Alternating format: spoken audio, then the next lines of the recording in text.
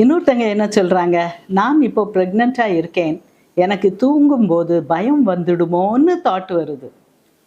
அதனால் அதை என்னால் கண்ட்ரோல் பண்ண முடியல. அந்த பயம் தூங்க விடாமல் எழுப்பி விட்டுருது. இதனால் தூங்கவே முடியலை, நார்மலாக இருக்க முடியலை, சாப்பிட முடியலை, ரொம்ப மோசமாக இருக்குது. இதனால் அபார்ஷன் ஆகிடுமோன்னு பயமாக இருக்குது. சரி, ஓகே. ஸோ நெகட்டிவாக மைண்ட் ஓரியன்ட் ஆகுது. அடுக்கும்போது என்ன தாட் வருது?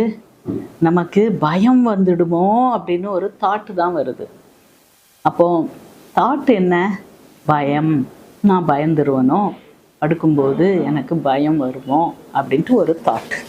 அதுக்கப்புறம் அதில் இமோஷன் சேருது, பயம்னு ஒரு தாட். அந்த தாட் இமோஷனை சேர்க்குது. இமோஷன் என்னது? பயம் ஒரு ஃபியர் ஒரு இமோஷன் தான். தாட்டாகவும் இருக்கலாம், அது இமோஷனாக மாறும்போது அதுக்கு ஒரு பவர் வந்துடுது. இமோஷன்ஸ்னாலே என்னது? பவர். ஃபீலிங்னா என்னது? பவர். பக்தி, பரவசம் அப்படிம்பாங்க, பவர். சோர்ந்து நீ அப்படியே விழுந்து கிடக்கியா, பவர்லெஸ் ஒரு இது. ஸோ இமோஷன்ஸ் எல்லாமே பவர் தான். அப்போ அந்த பயமாகிய தாட் பயமாகிய இமோஷனாக மாறுது. அது என்னைய தூங்க விடாமல் எழுப்பி விட்டுருது. இதனால் தூங்கவே முடியலை, நார்மலாக இருக்க முடியலை, சாப்பிட முடியலை, ரொம்ப மோசமாக இருக்குது. இதனால் அபார்ஷன் ஆகிருமோன்ட்டு பயமாக இருக்குது. ஸோ செயின் ரியாக்ஷன் மாதிரி ஒன்று தொட்டு ஒன்று, ஒன்றை தொட்டு ஒன்று. அப்போ இதோடைய ஆரிஜின் அவங்க சொல்லும்படி என்னது? ப்ரெக்னெண்ட்டாக இருக்கேன், தூங்கும்போது பயம் வந்துடுமோன்னு தாட் வருது. அழகாக சொல்கிறாங்க.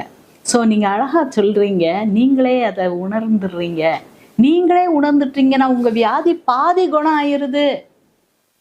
இனிமே அதை எப்படி ஆக்ஷன் தான், இனிமே எப்படி செயலாக்கம் தான். புரிஞ்சுட்டீங்க?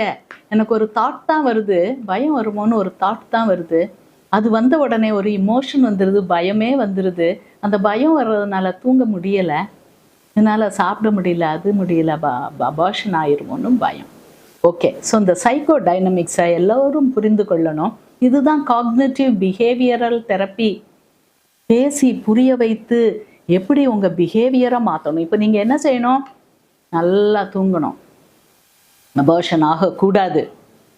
ஸோ நீங்கள் முதல்ல உங்களுக்கு வேண்டியது, இப்போ மனநல மருத்துவர் எங்கள்கிட்ட கேட்டுட்டீங்க, சத்துகள் நல்லா கிடைக்குதா? அதான் நாங்கள் ஃபஸ்ட்டு பார்ப்போம்.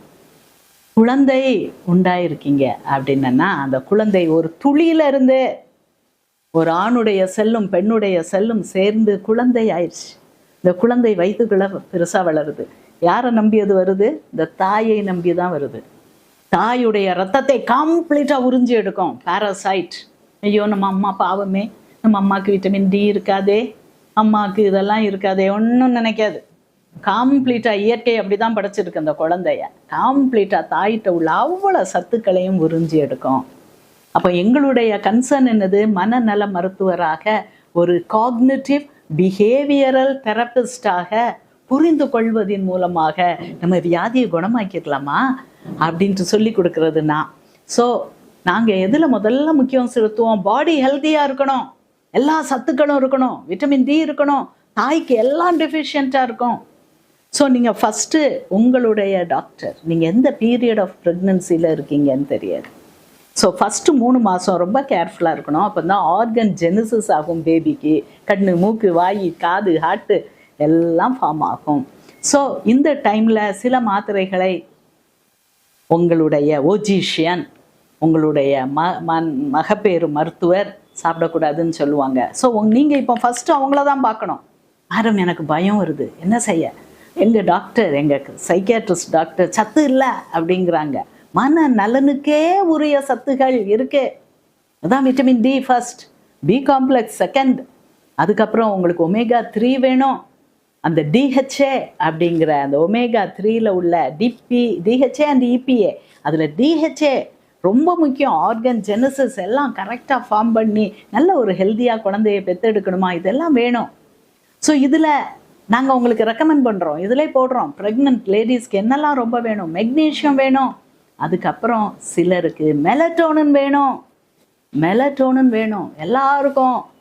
சர்க்குலேட்டிங் மெலட்டோனின் 8 வயசுலேருந்தே குறைய ஆரம்பிக்கும். 14 வயசுக்கு அப்புறம் ரொம்ப குறைஞ்சிரும். 80% ஆஃப் யுவர் சர்க்குலேட்டிங் மெலட்டோனின் குறையும். உங்கள் செல்லுக்குள்ளே உள்ள மெலட்டோனின் தான் குறையாது. மற்றபடி அந்த மெலட்டோனினை இப்போ சப்ளிமெண்ட் பண்ண கண்டுபிடிச்சிருக்கோம். ஓவர் த கவுண்டர் திறந்து விடுறாங்க கவர்மெண்ட். ஓகே, நீ இந்தியாவில் இருக்கியா, வாங்கிக்கோ, மெலட்டோனினை வாங்கிக்கோ, எவ்வளோ நாளும் வாங்கி நீ யூஸ் பண்ணு. 10 டப்பா வேணுமா, ஒவ்வொரு டப்பாலையும் 100 டேப்லெட் இருக்கும். Sleep aid and energy aid. Reverse melatonin தான் சன்லைட்.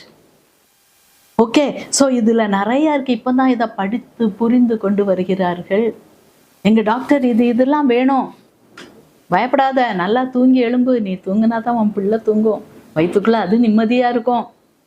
எங்கள் மனநல மருத்துவர் இப்படி சொல்கிறாங்க, மேடம் நீங்கள் என்ன சொல்கிறீங்க, எங்களுக்கு அறிவுரை சொல்லுங்க அப்படின்னு சொல்லி ஒரு செகண்ட் ஒப்பீனியன் வாங்கி சுகமாக வாழலாமா, பயப்பட வேண்டியதில்லை. ஓகே.